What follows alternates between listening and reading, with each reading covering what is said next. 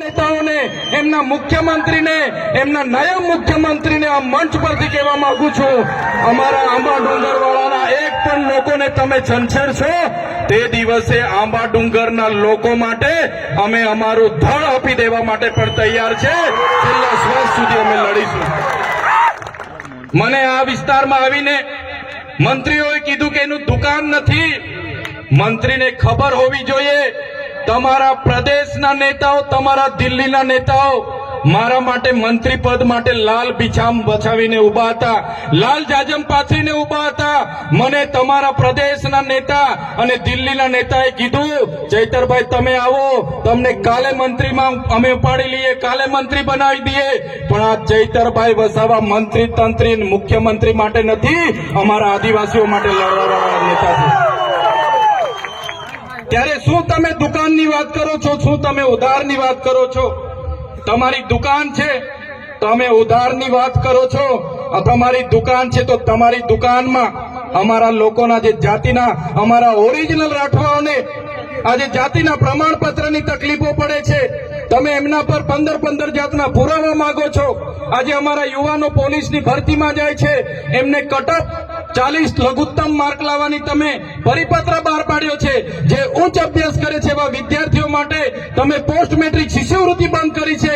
ત્યારે તમારું સરકારમાં કઈ ઉપજતું નથી અને તમે ગવાટમાં આવીને તમારી દુકાનની વાત કરો છો. આ એ ચૈતર વસાવા છે, આદિવાસી વિદ્યાર્થીઓને જે ઉચ્ચ અભ્યાસ કરે એમને પોસ્ટ મેટ્રિક શિષ્યવૃત્તિ સરકારે બંધ કરી હતી.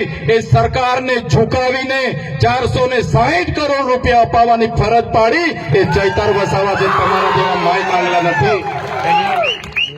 આ ભીડ એ તમારા જેવા, અમારી પાસે 7 કરોડનો મંડપ નથી, અમારી પાસે 2 કરોડનો ડોમ નથી, અમારી પાસે 5 કરોડનું સ્ટેજ નથી, અમારી પાસે ભીડ લાવવા માટે 7 કરોડ 71 લાખ રૂપિયા ટ્રાઇબલના નથી, અમારી પાસે ડેકોરેશનના 16 કરોડ આદિજાતિ બજેટના નથી, અમારી પાસે મોબાઈલ ટોયલેટ માટે 2 કરોડ ને 40 લાખ રૂપિયા નથી, અમારા લોકોને નાસ્તા સમોસા ખવડાવવા માટે અમારી પાસે 2 કરોડ નથી, અમારા લોકોને ચા પીવડાવવા માટે 2 કરોડ નથી. અમારા લોકો આ સ્વયંભૂ અહીંયા આવેલા છે.